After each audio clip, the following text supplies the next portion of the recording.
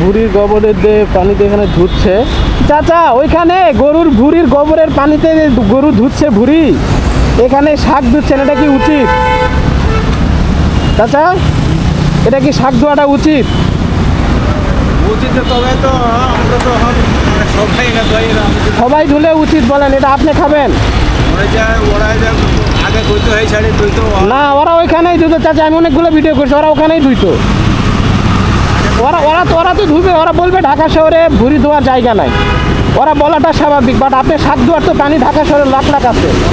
আমরা তো হচ্ছে এতটাই যে আমরা তো মনে হয় ভিতরে থাকি, যে সুযোগ আছে আমরা যে ভিতরে রয়ে যাই।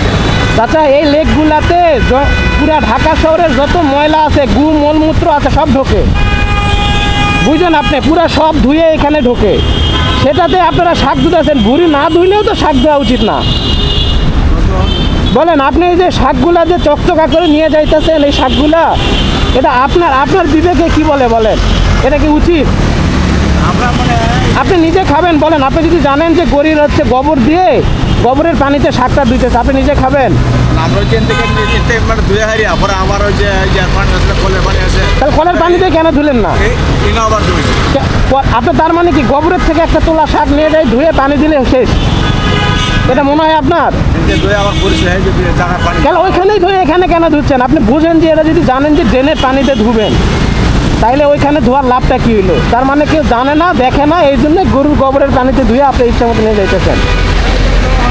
আমরা গরিব কি করবো বলে? না না, গরিব বলে কথা না চাচা, গরিব মানুষরাই ভালো হয়, কিন্তু গরিব মানুষ এমনি যদি বিশ্বাস করে মানুষে অবিশ্বাস করেন, তাহলে কী হইলো বলেন?